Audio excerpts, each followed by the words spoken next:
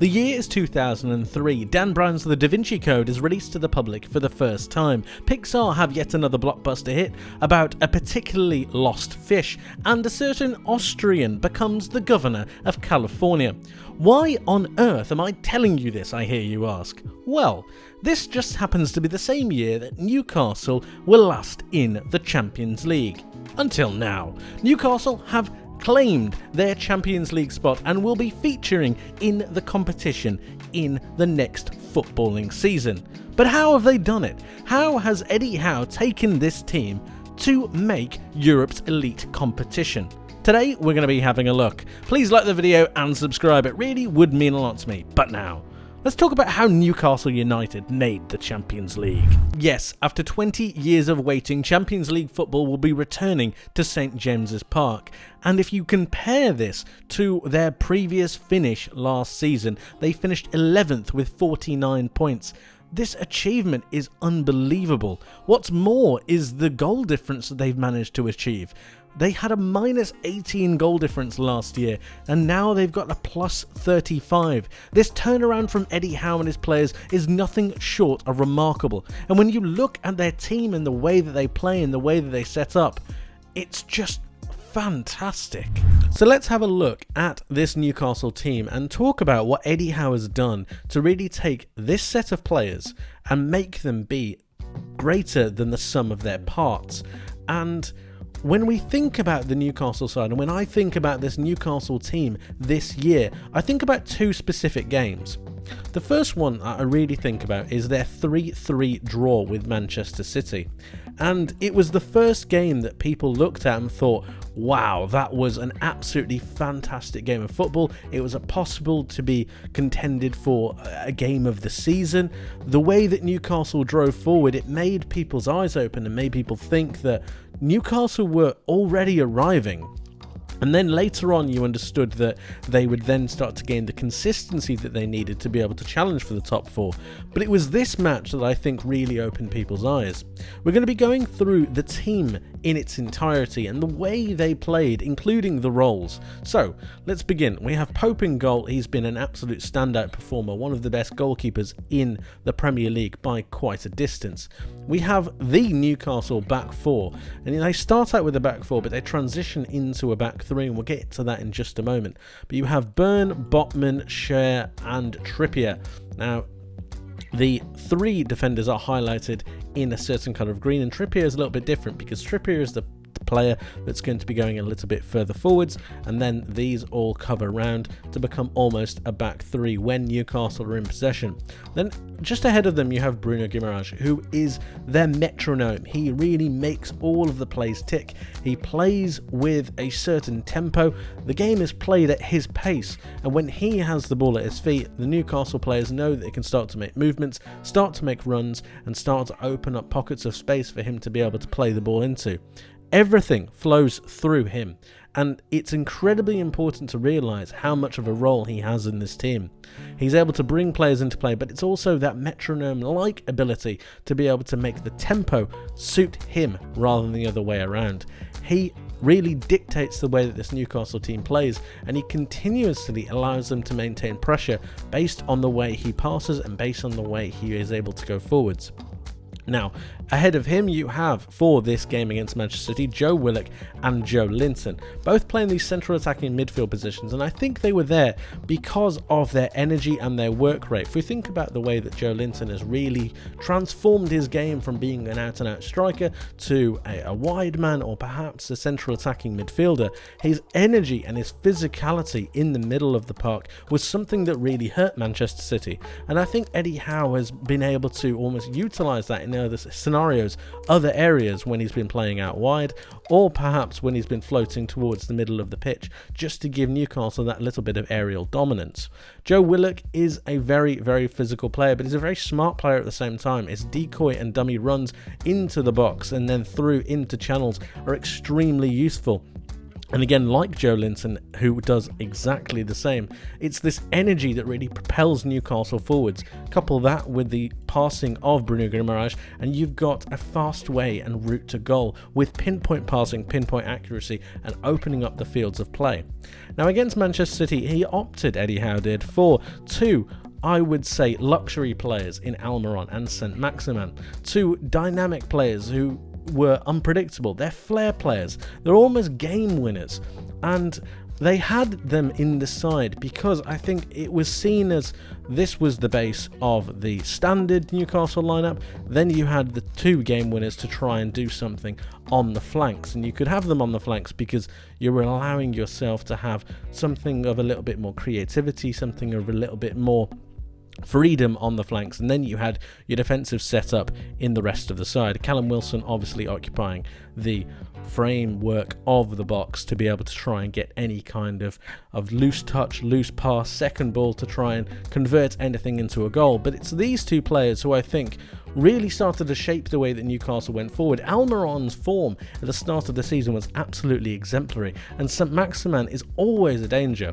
And when they went forwards, they really started to cause problems. Kyle Walker had an absolute nightmare of a game against Alan Saint-Maximin, and Almiron did exactly the same on the other side. And it was this dynamism and ability to go forwards that really propelled Newcastle and created that little bit of extra flair and just tenacity in front of goal to be able to get them chances, 1v1 opportunities, and then allow Willock to make his overlapping runs, Joe Linton his infield runs, and then Trippier, once he was able to get further forward due to the space that Almiron and Willock were able to provide, Trippier was able to provide crosses into the box for the likes of Callum Wilson, who obviously was occupying the width of the 6-yard box.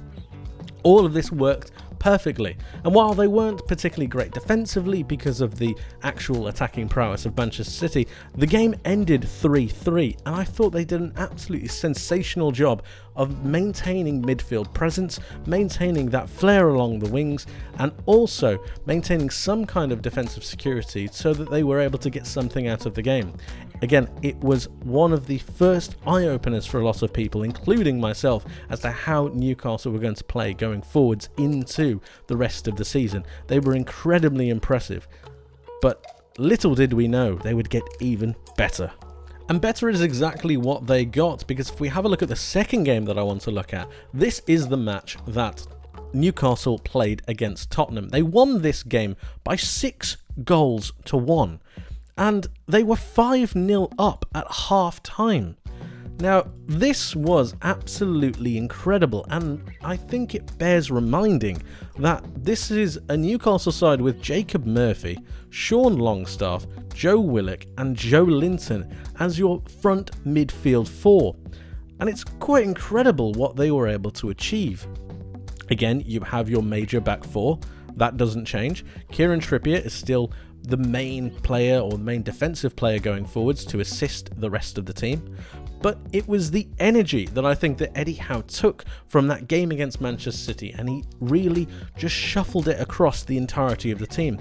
If you have a front four with the work rate of Murphy, Longstaff, Willock and Joe Linton, what you have is essentially a wall of energy.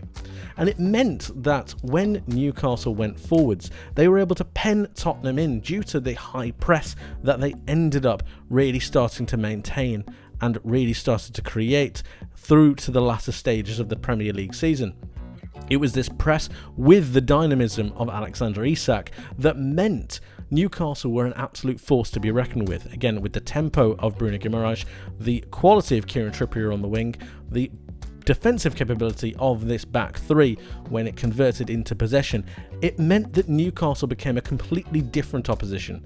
Instead of opting for those flair players out on the wings, they opted for quality. They opted for a real essential determined nature. They knew what the players were going to give. Quality 7 out of 10 performances continuously. There was no drop off.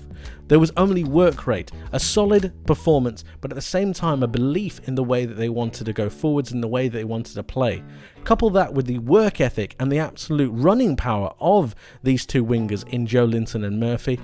Couple that with the passing and the late runs, the decoy runs from Longstaff and Willock, as well as their energy, and you have an absolute wall of both quality, energy and tempo.